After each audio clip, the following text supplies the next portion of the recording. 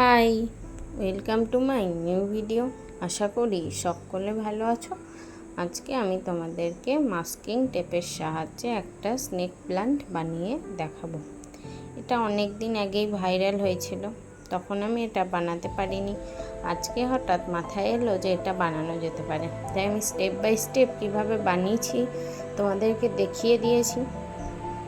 তো ভিডিওটা তোমরা শেষ পর্যন্ত দেখতে থাকো, আমার আউটকামটা কেমন আসে।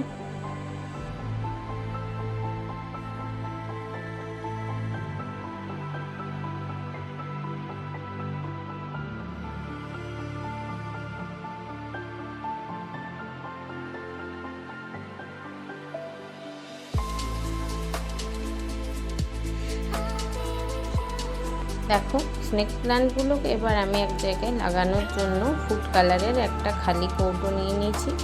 ওটাকে আমি কালার করে নিয়েছি নিজের পছন্দ মতো। তোমরা তোমাদের পছন্দের কালার করে নিতে পারো।